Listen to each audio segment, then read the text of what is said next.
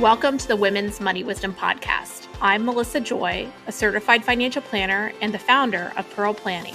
My goal is to help you streamline and organize your finances, navigate big money decisions with confidence, and be strategic in order to grow your wealth. As a woman, you work hard for your money, and I'm here to help you make the most of it. Now, let's get into the show.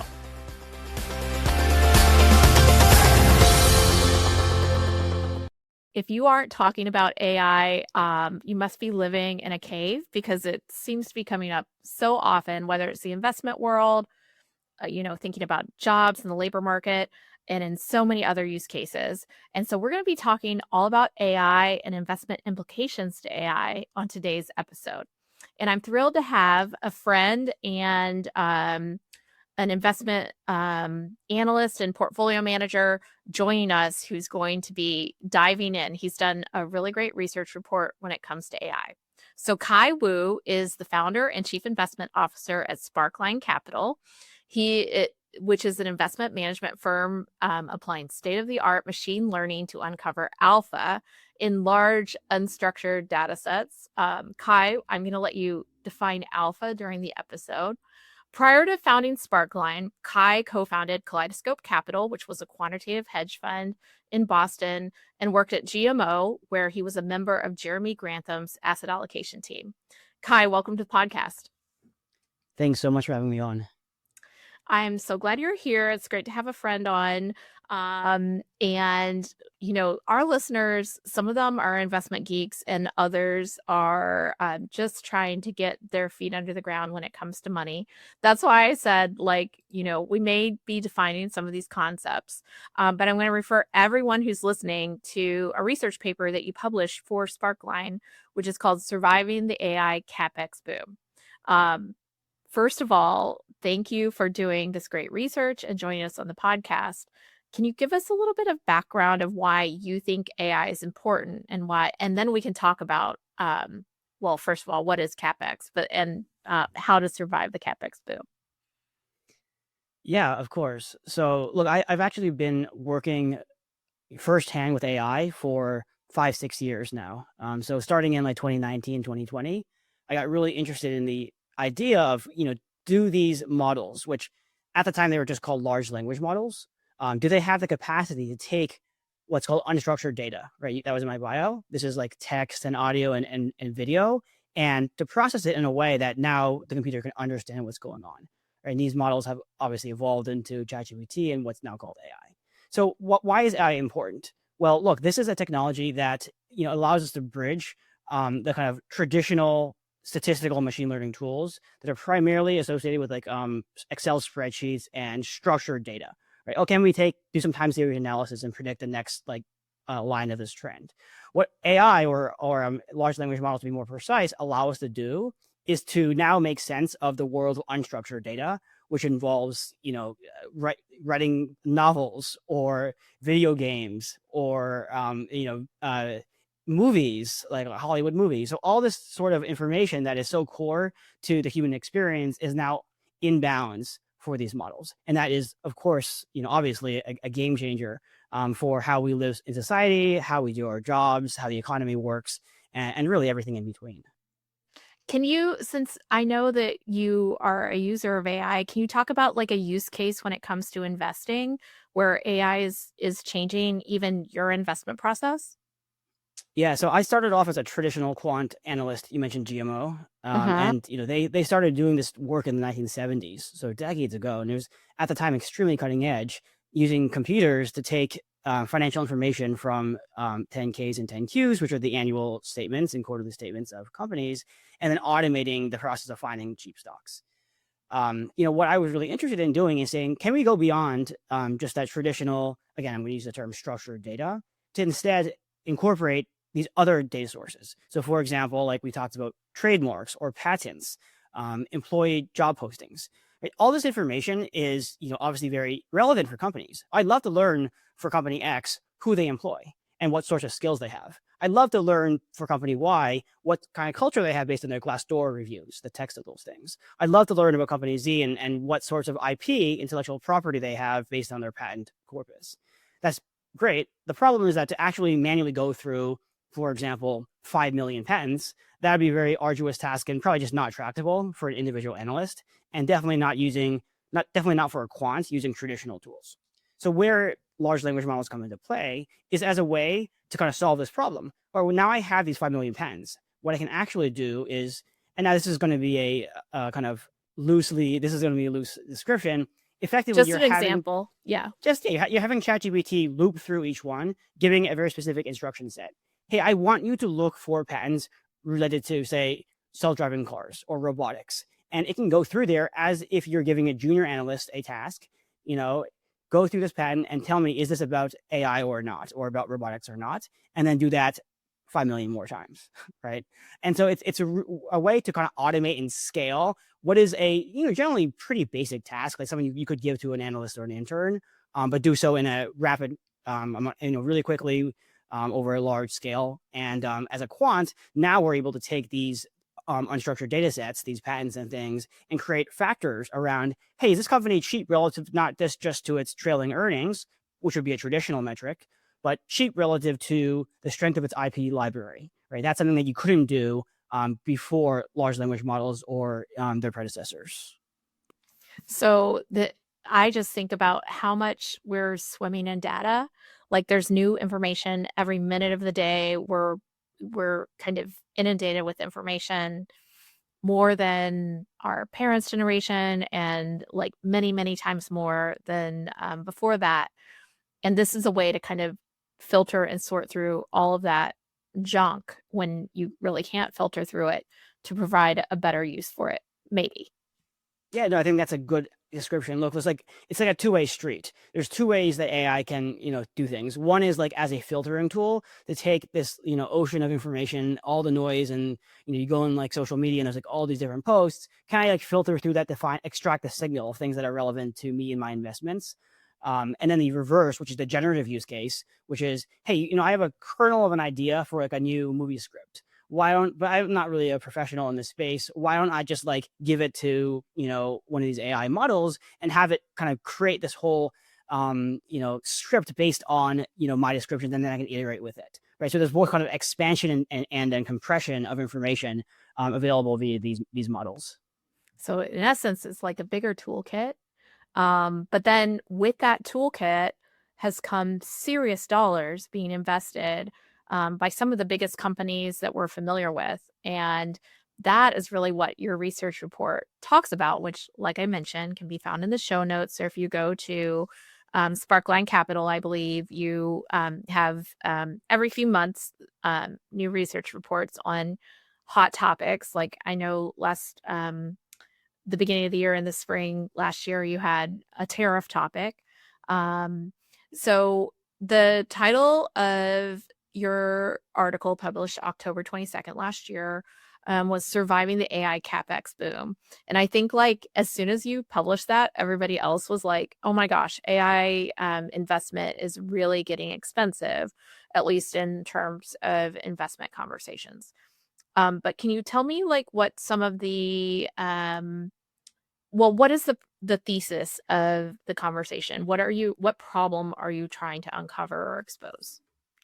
Yeah, I think like if I could only say one thing, it would be that just because something's a good technology and it will be transformative doesn't mean it's a good investment. You can go back to the dot-com boom. If you had bought a basket of the most exciting internet stocks in 2000, you would have been underwater for 20 years, despite the success of the internet, right? So let's go back to the current situation. Look, I do believe, and I think you kind of heard some of the use cases, that AI will be transformative for the economy. Let's take that as a given. Now, does that necessarily mean that value will accrue to the folks actually building out the infrastructure? Maybe yes, maybe no. History would suggest no.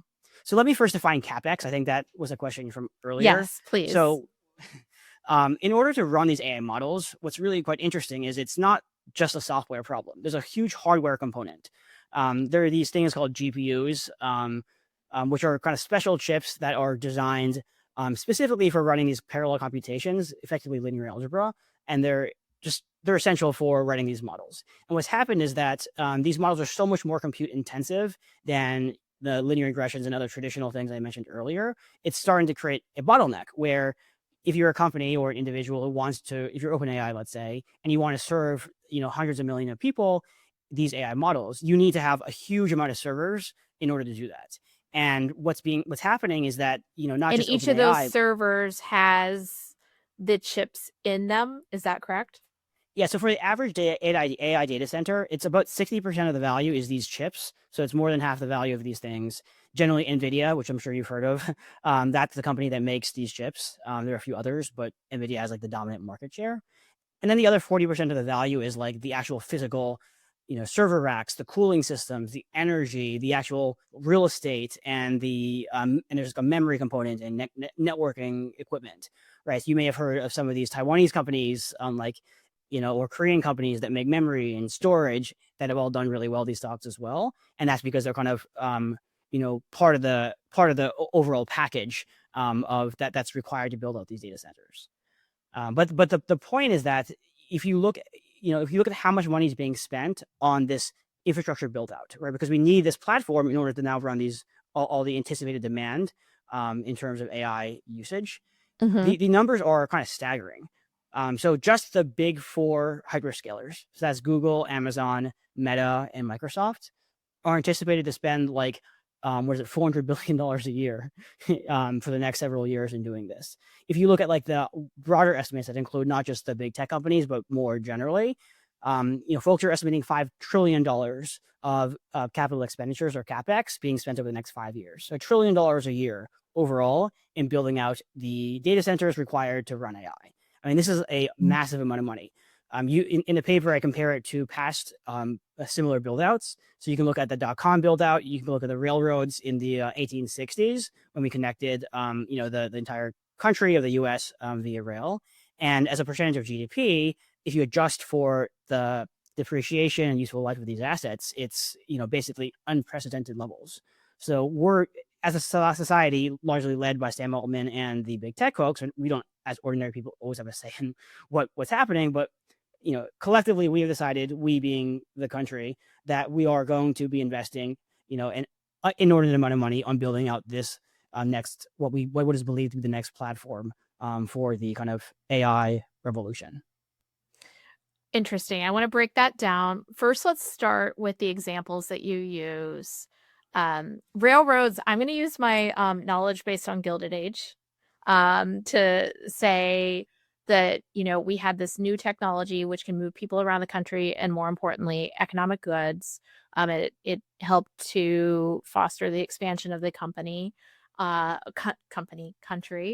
But also somebody had to go and build the actual, lines that the rail system was built upon. What were the outcomes for those companies that really kind of cornered the market? Seemed like, the richest guy in the room.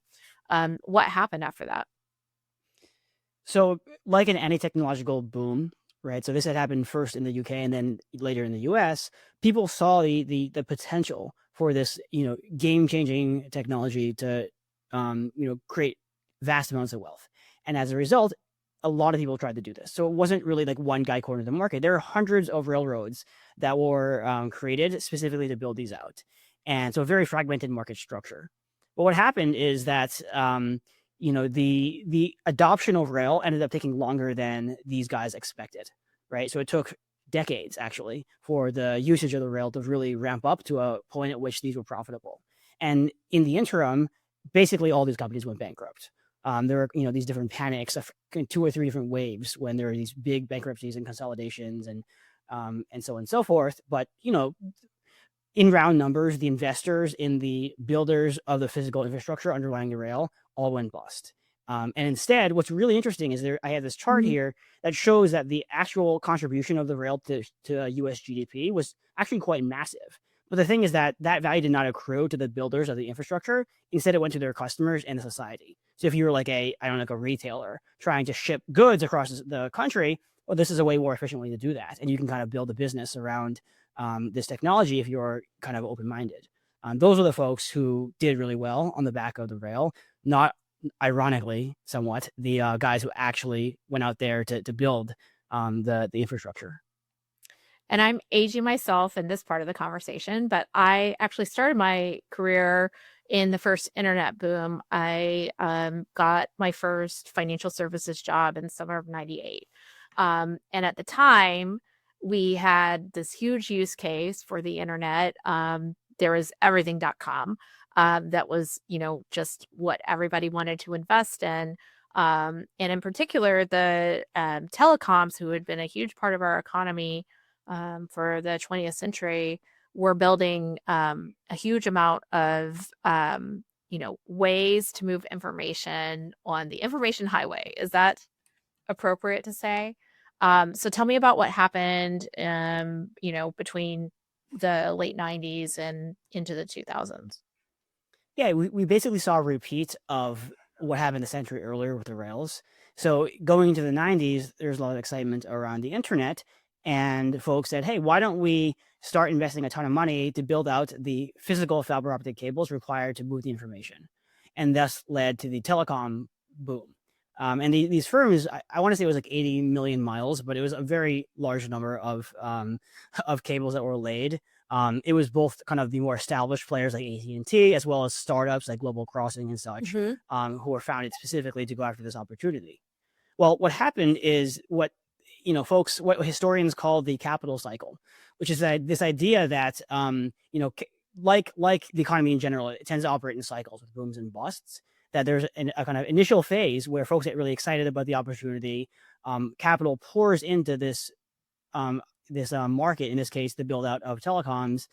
And then what happens is there's an overshoot where too much capital comes in, demand does indeed increase, but doesn't increase quite as quickly as is forecast. And there's a point at which people realize, oh, wait, there's now a glut of supply. There's too much build out, not enough usage. In the case of the dot-com boom, I think 85% of fiber optic cables were not used in the bust. So in 2002, let's call it, after things went south, 85% of cable was dark. And what that meant, of course, just based on Econ 101, is that the prices collapsed, and so bandwidth was basically 90%, at a 90% discount from where it was earlier, which was obviously very bad if you're a telecom company who's like widely relies on being able to charge your toll.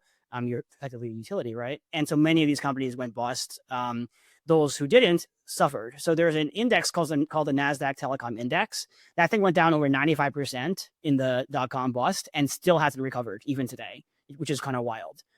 So yeah, maybe you wouldn't have gone bankrupt had you bought a basket of these guys, but it wasn't a great opportunity.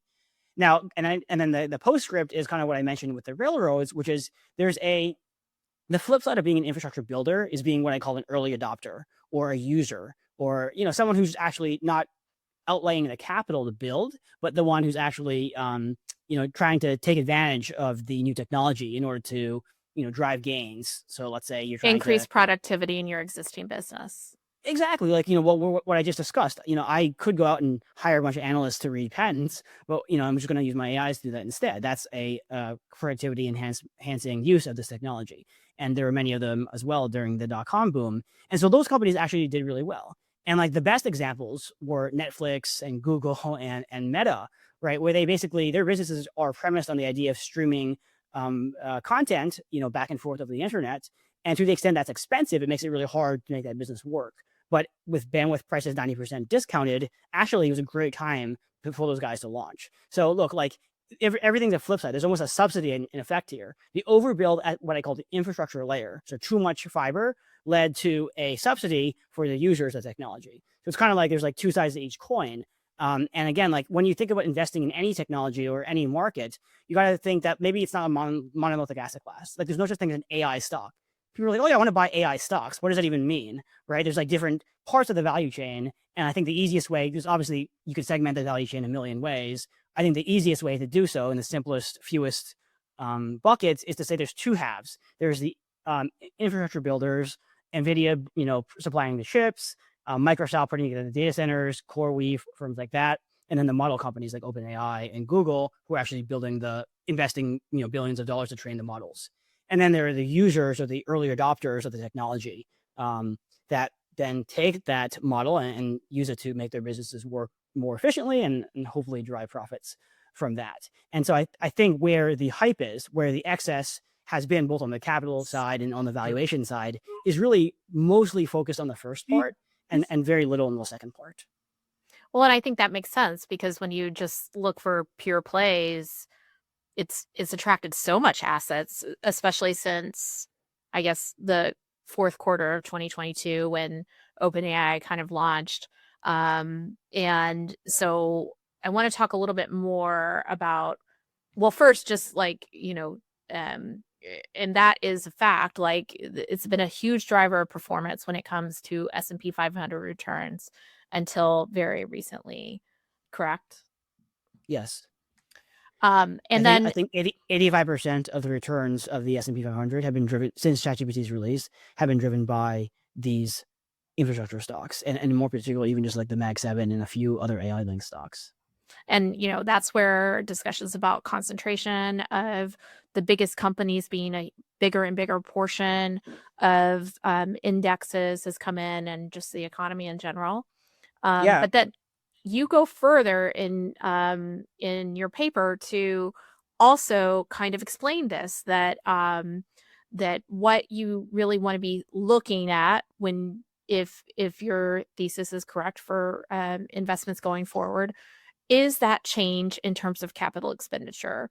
And you spend some time researching and explaining to us what heavy or intensive CapEx companies, how their investment results are different from lighter capital expenditure companies. Can you talk a little bit about what you found there? Yeah. So basically capital intensity is a question of how much capital does a company need to like run its business. On one extreme are utilities, which are extremely capital intensive. You're always kind of putting more money in to replace depreciating assets that are either becoming obsolete due to technological change or just through wear and tear or like wearing down. It's a really hard business to be in, and there are very limited moats, right? Like the only moat you have is the ability to kind of spend more money, which is not truly a moat.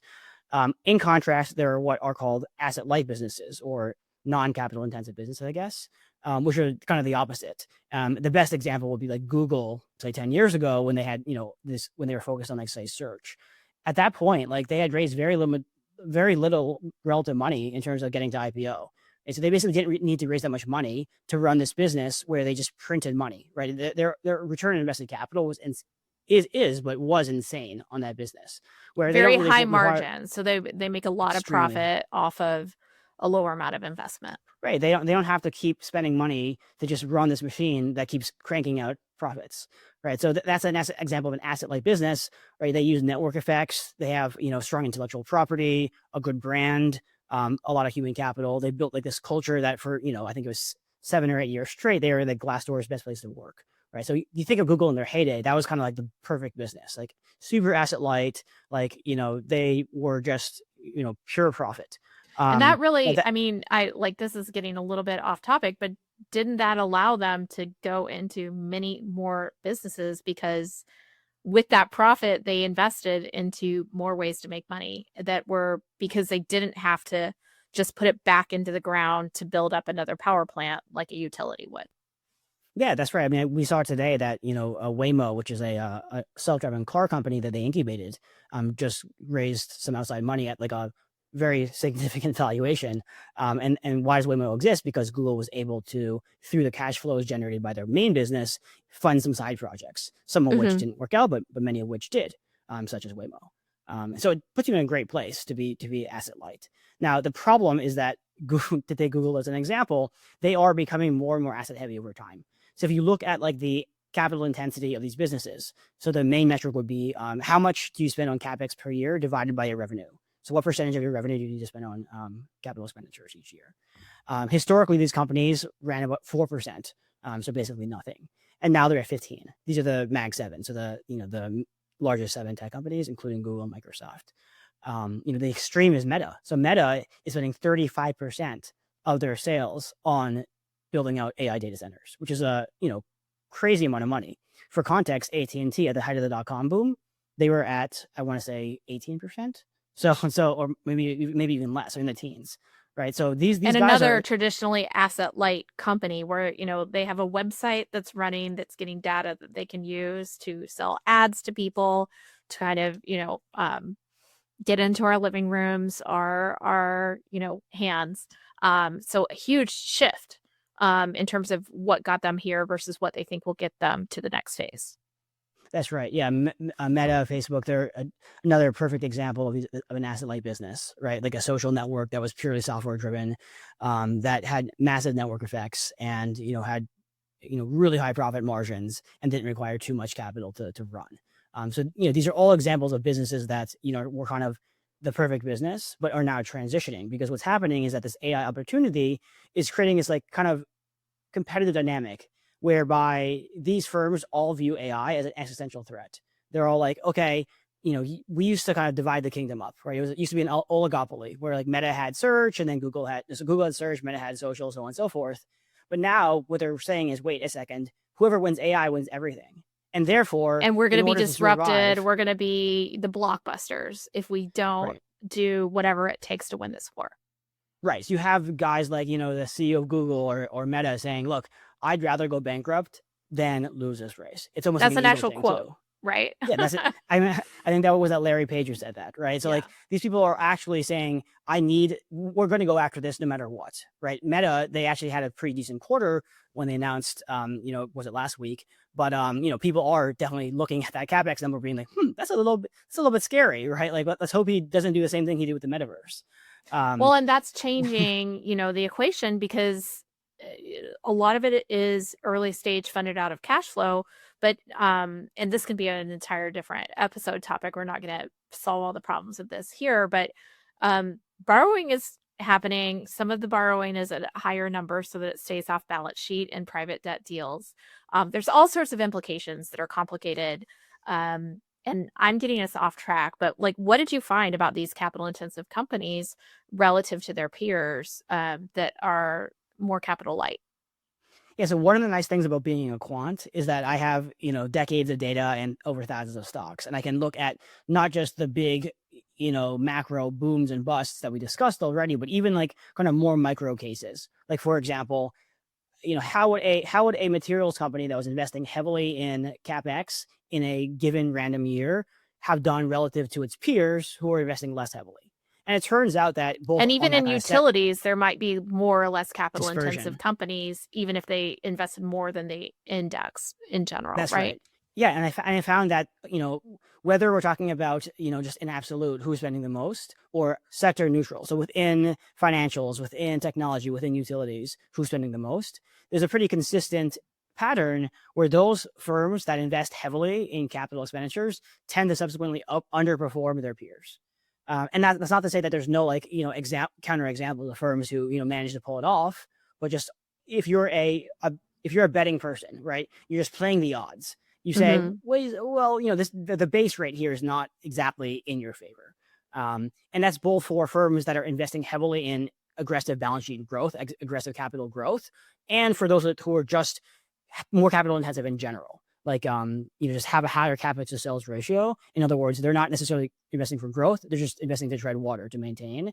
They're just worse businesses. And the concern, of course, is that the biggest companies, the Magnificent Seven, which I mentioned, as well as many other companies, are becoming more capital intensive as a result of AI. So AI boom's happening, whether we like it or not. It's now causing many firms, including and most notably big tech, to really push into this. And here's the problem, which is if it were just one small segment of the market doing this, fine, right? But the problem is that these companies are most of the index. So the S&P 500 index, 1/3 of the index is the Mag 7 stocks. And then if you include also like other infrastructure companies like Broadcom, you get to a number that is around 50% of the index. So if you're a normal person, you put your money in the S&P, you're like, oh, whatever, it's a passive index. Like, I'm just going to diversify by the market. Well, you're not really diversified because half your money is in basically a massive bet on this infrastructure build out being successful. And the success of the build out, again, is not about the technology being successful. That's obviously one requirement, but it's not sufficient. What you also need is for the thing to be successful and for end user demand to pick up fast enough before the depreciation of these assets. So this build out is happening. We're spending all this money up front in building out these data centers. If the demand materializes quickly, then we're good. But if it's like the internet or the railroads, where it takes maybe a little bit longer than they might have thought. Maybe it still happens. It just happens in, say, 5 years, not 3 years. Well, then there's this huge gap in profitability, and that could mean potentially this overcapacity issue. The capital cycle turns, and maybe we'll end up in a situation like we did historically, where it's not so good for the builders of the infrastructure, which represent half the index, as I point out. Well, I could talk about this all day, but I want to talk about some of the investment implications. I have some thoughts, and I know you do as well. Let's just start with the way you've chosen for kind of your core investment strategies that you offer for investors, how you've approached, kind of building a portfolio and what you're focusing on. Yeah. So the key insight that we have at Sparkline is that value is not just the tangible book value of a company, right? So if you go back to like the history of investing, like Warren Buffett, Ben Graham, all this stuff, there's this idea that book value is kind of the proxy for fundamental value. But what's happened is that over the past century, basically, the economy has transformed massively, and we've become very asset light. The best businesses are like the ones I just described, and so it's intangible assets, which I define as intellectual property, human capital, brand equity, and then network effects. Those are kind of the 4 pillars that are actually driving value today. That drives, let's say, half of the value of companies in the market in general. And then in the most profitable subsegments of the market, like technology and the large caps, 80% or more, right? So most of the value of companies is no longer tangible, but intangible. And I think that creates a huge opportunity because most traditional investors, especially quants, are still very fixated on kind of these old school metrics. And for them, they're never going to buy a company like NVIDIA or whatever, because they're always going to seem expensive if you don't give them credit for their intangible assets, right? And conversely, your so-called growth investors are going to always own these things because they think that there's always opportunity, but they have no idea when to sell out. They have no sell discipline, which means that when the bubble comes, and maybe we are in one, it's going to be a little bit hard for them to sidestep the potential losses from compression of multiples and such. So we're kind of trying to basically take this old school idea of value investing, buying stocks that are cheap relative to intrinsic value, but then adapting the intrinsic value to concept to include a more holistic definition of intangible plus tangible assets that allows us to take the framework into technology stocks and things like that most traditional value investors tend to eschew. And this is a full circle episode moment, because in the beginning you talked about some of the ways that you're doing that type of research, which is you're using some of the tools that wouldn't have been available before the large language models and big data sets existed, and applying your quantitative trading skills or investment skills, research skills, to that. So I appreciate kind of that coming full circle. Another, kind of thing, just as a wealth manager, I think about is, with the Magnificent Seven, which is necessarily, intertwined with this conversation about a pivot to higher, more capital intensive activities. There are millionaires, decamillionaires, centimillionaires who can attribute much, if not almost all of their, kind of success and net worth to being, kind of riding those horses of the Magnificent Seven into the sunset of so far, where, there's been huge wealth building from the returns of these companies. And it's so difficult when the recent history to think about diversifying away from them. But this is, kind of a cautionary note of taking careful consideration for how you diversify. There's much less AI exposure around the world than there is in the US. If you look at markets, like the way, you can articulate investments, and there's a lot of cautionary tales. I'll use the tech wreck of the early 2000s and the internet boom. The first internet boom is an example where, kind of what got you here doesn't always keep you safe going forward. So I think that there's definitely some considerations for those of you who have, significant exposure to single company or the cohort of the Mag 7. I don't know if you have any thoughts on that. Yeah, look, what I would add is yes, I agree with that. I mean, our funds, when we launched initially, were actually overweight a lot of these infrastructure stocks. So we're not like a traditional old school value investor. We actually said, look, Nvidia at a 100 P ratio is actually cheap because of the prodigious value of its IP and its network effects and human capital and such, right? So we were very much on that trade. But what's happened is that over time we started to just naturally rotate out based on the valuation framework I outlined earlier, as we started to see these companies appreciate in value what we believe to be too much relative to the prospects.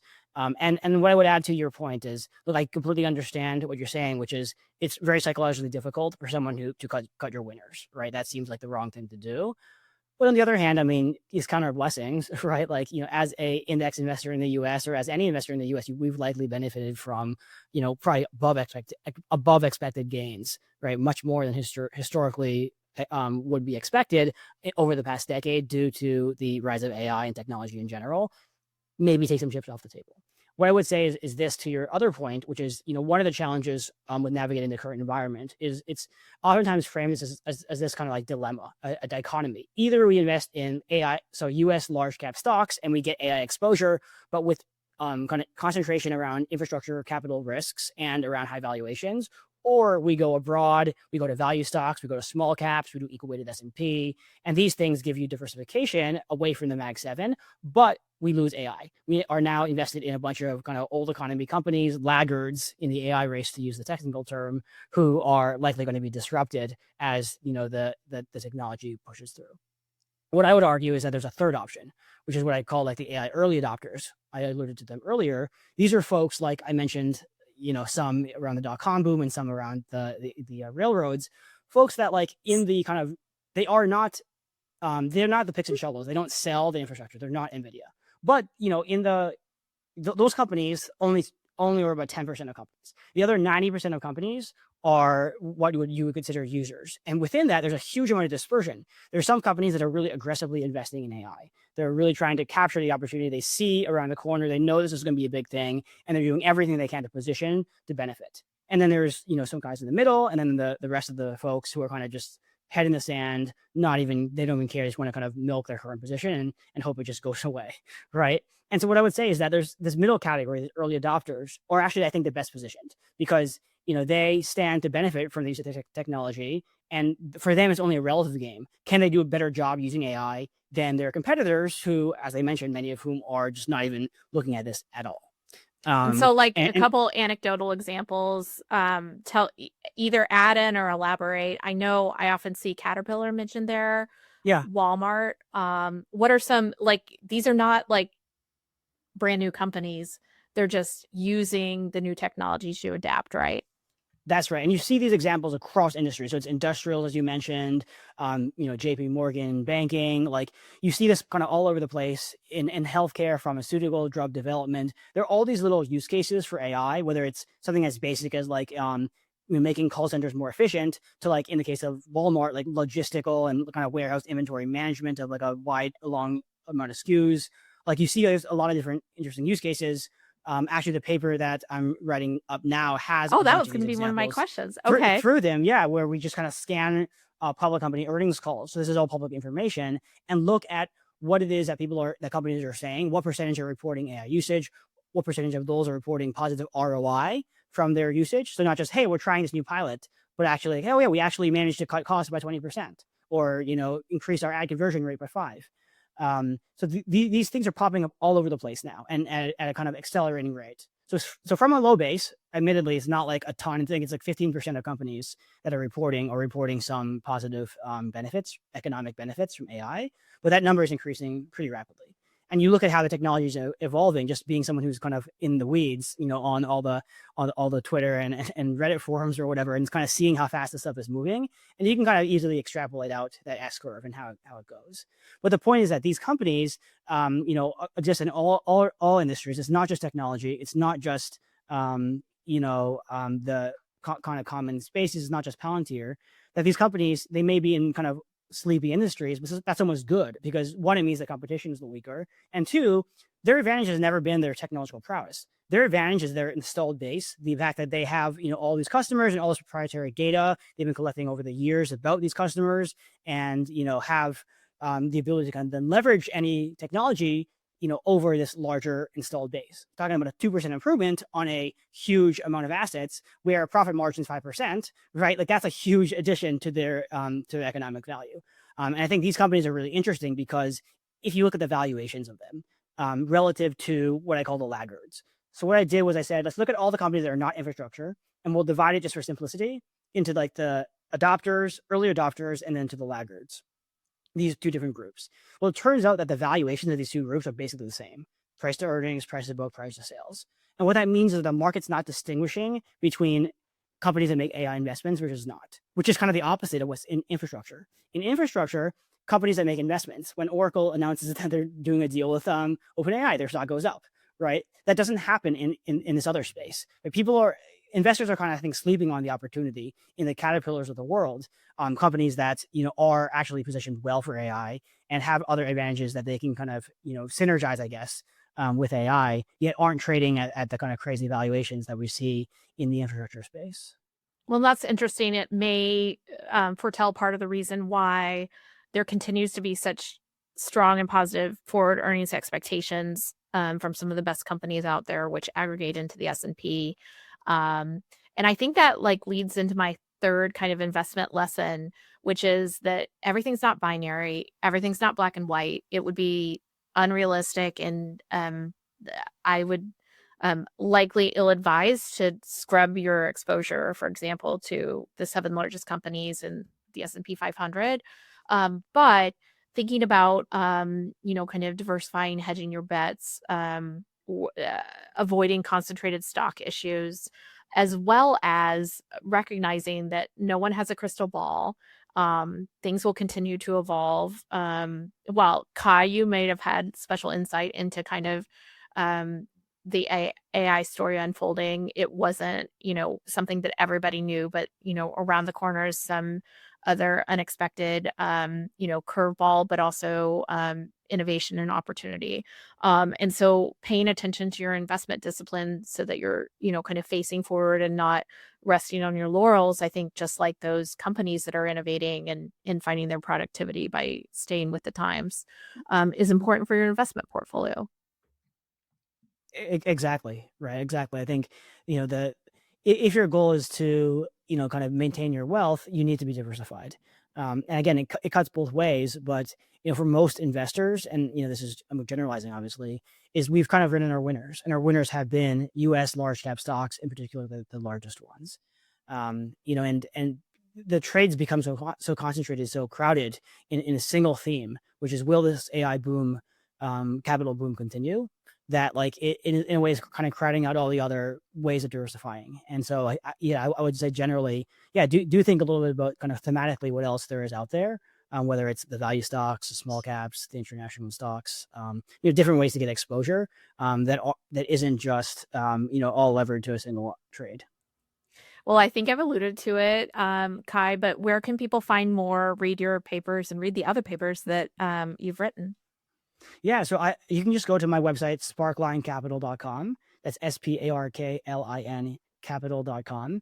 And so, I did my last piece on AI CapEx. I did one on Warren Buffett, because he's retiring, obviously, and kind of thinking about the evolution of his own journey as an investor from being kind of more old school, buying, textile mills, all the way up to kind of buying Coca-Cola and then Apple, of course. So the extent to which his investment process also mirrors kind of the journey that I've been on, trying to add intangible moats to the framework, and then the trade wars. And I did one on kind of partisan investing. The upshot is don't invest based on partisan politics.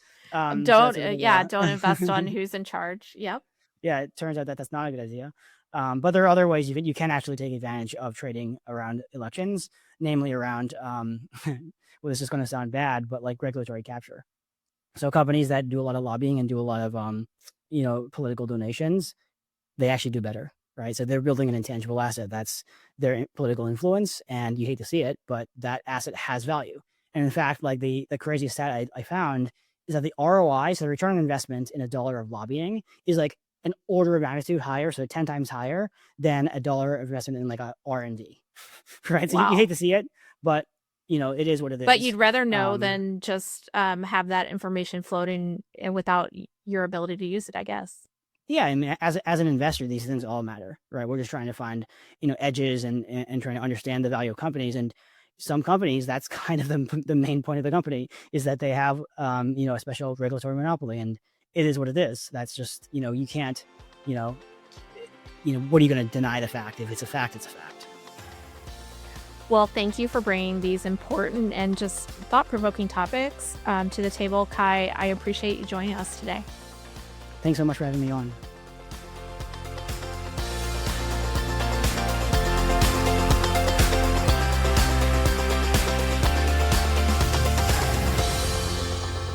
Thank you for listening to the Women's Money Wisdom podcast. If you found value in this episode, the best way that you can support the podcast is to forward an episode to a friend or leave a review.